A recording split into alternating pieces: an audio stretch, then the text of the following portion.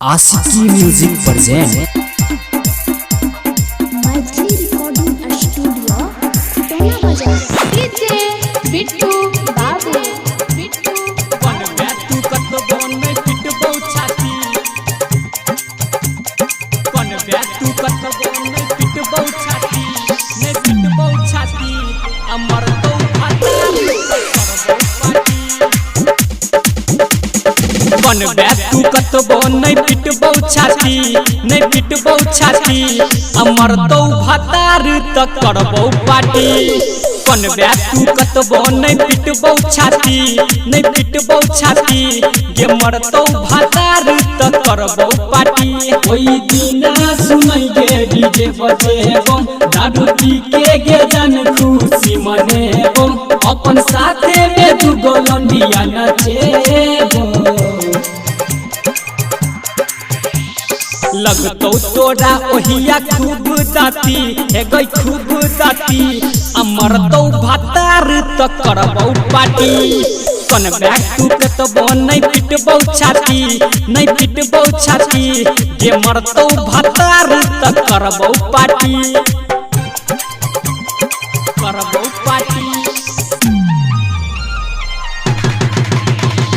DJ Bittu बाबू party presented by Aashiqui music. मरतो भातार तक करबो पार्टी करे के छियो जते कले घमंड गे होई जतौ छोड़ी जिंदगी तोहर छंड गे मिलतो के छोड़ी तोरा ऐसन डंड गे सब दिन के लेल बोली भजे तो बंद गे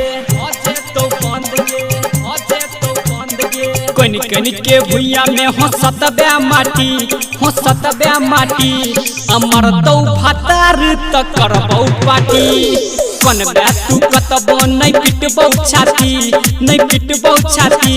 गे मरतो भातार तक करबो पार्टी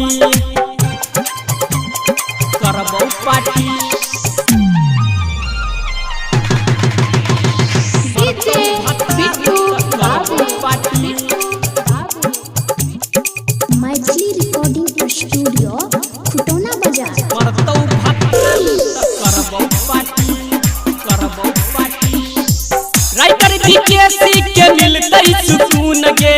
कोने ने रही छौरी आंसू के खून गे कहै जो अखिलेश बात हमर सुन गे भूली जो बलिया बपिया जी के गुण गे हर भजन के संगे बीतई है राती गे मरतो भातार तक करबो पार्टी कन बे तू कतबो नहीं पिटबो छाती गे मरतो भातार तक करबो पार्टी आशिकी म्यूजिक प्रेजेंट